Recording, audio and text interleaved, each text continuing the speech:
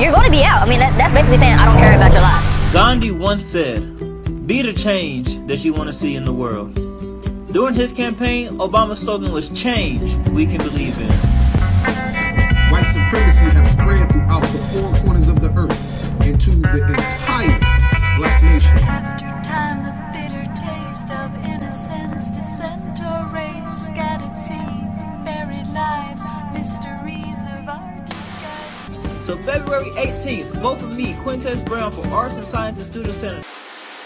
And joining me now is Quintez Brown, president of the Black Student Union at DuPont Manual. You're from the home state of the Senate Majority Leader. What do you want him to know? Well, I want you to know that, we are here and we want common sense gun reform. And if you're not going to give us that, then we're going to get everyone out here to vote, and we're going to vote you out of office. So if you want to keep your job, then, give us not what we want, but what we need, what humans need. We need common sense gun reform. Get rid of assault rifles. Come on, When you guys gonna turn? He is an activist. He's a former columnist, and he even had his eyes set on running for Louisville Metro Council District 5. But tonight, the 21-year-old is charged with attempted murder and is behind bars here at Metro Corrections. Police say the community activist targeted Craig Greenberg inside the Butchertown Market building by walking into his office and firing 5 shots in his direction before he took off running.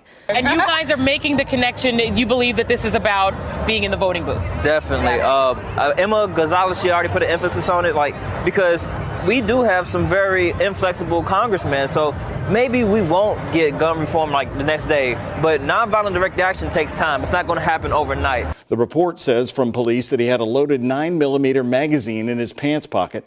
The bag he was carrying had a 9mm Glock handgun and additional handgun magazines, according to police.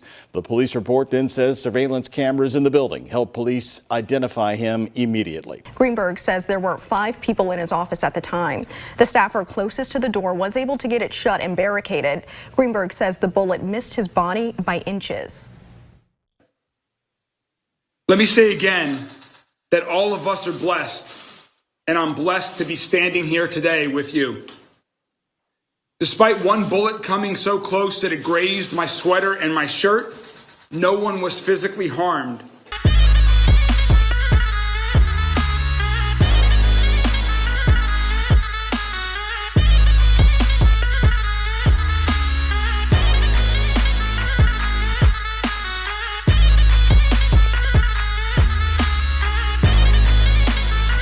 So one thing that we can do is get people out here voting, because even if we don't get gun reform, we're going to vote the people in office out, and we're going to vote people who want gun reform, who care about us. We're going to put them in office. Tonight, Louisville Metro Police announced that they've arrested this man, 21-year-old Quintez Brown, for the shooting at Greenberg's Butchertown Market office this morning. A police report just released moments ago says Brown was caught less than a half-mile away from the Butchertown Market.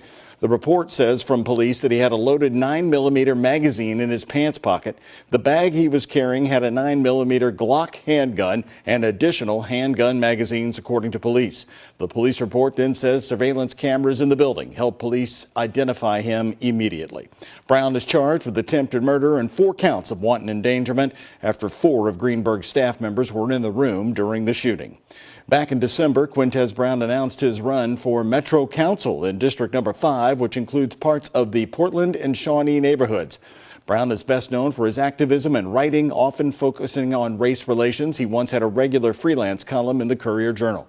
We talked to Brown in June of 2020 during a youth march that he organized for Breonna Taylor's birthday. It was very important for me, for everyone to be out on Breonna Taylor's birthday, because we don't want her name to be erased and drowned out by rioters, looters, and violent police. We're really trying to celebrate Breonna and the demands of her family. Tonight, we've been talking to many people who know Quintez Brown and are aware of his mental health struggles. Louisville's Cashapp knows Brown through her work as a writer. She told me she's overjoyed that Greenberg and his staff are safe, and she never believed Brown could be capable of what he's accused of doing today. Those I spoke to today say they are simply shocked and stunned, trying to make sense of how someone who had their ambition set on a Metro Council seat aimed a gun at a mayoral candidate and pulled the trigger. Police escorted mayoral candidate Craig Greenberg from his campaign office Monday after he narrowly escaped being hit by gunfire. 21-year-old Quintez Brown is now charged with trying to kill Greenberg. A lot of us are just struggling trying to make sense out of all this, but sometimes you can't make sense out of things that simply do not make sense. Louisville poet and activist Hannah Drake tells me she has known Brown for years and has seen his trajectory from a young emerging leader in anti-violence efforts. That young people and adults would certainly follow. And the 2020 Breonna Taylor protests. We are here today to demand action. But with Brown now facing charges, many are asking what happened and what the possible motivation may have been. White supremacy have spread throughout the four corners of the earth into the entire black nation. Being a revolutionary is setting yourself apart from this corrupted, wicked system. So the New York Post had this article on February 23rd that says how Quintez Brown went from BLM rising star to accused shooter. In this article, it tells you that he had an affiliation with the Lion of Judah Armed Forces, Black Hebrew Israelite nationalistic group.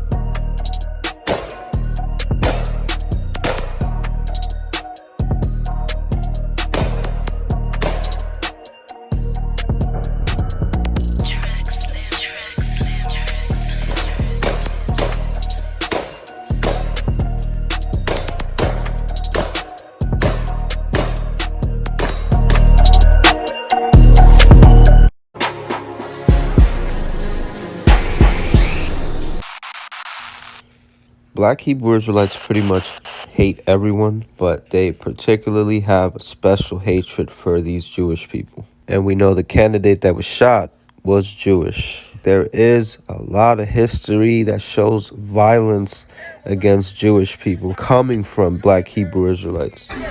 Amalek, what y'all doing down here? Y'all live here? Y'all live here? Y'all know these we the real Jews, right?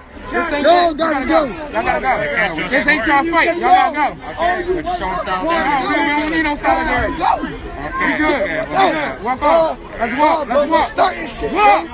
Yo, start this shit. Get the fuck out. Get the fuck out. Get the fuck out of here. Get the fuck out. Amalek about to get trashed, cuz. Get him on it! Fuck out of here!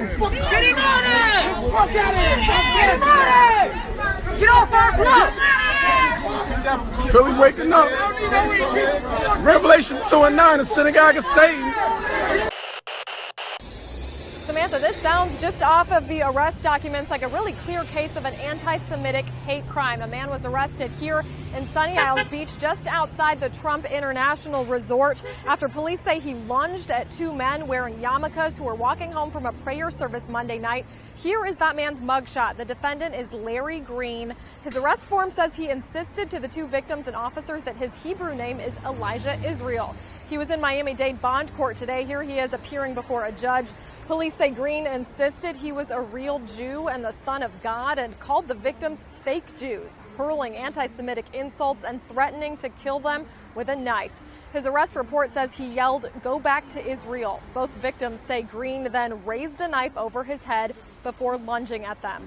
When police arrived and patted him down, they found the knife that the victims referenced, and both victims say they believe they were targeted specifically because of their faith.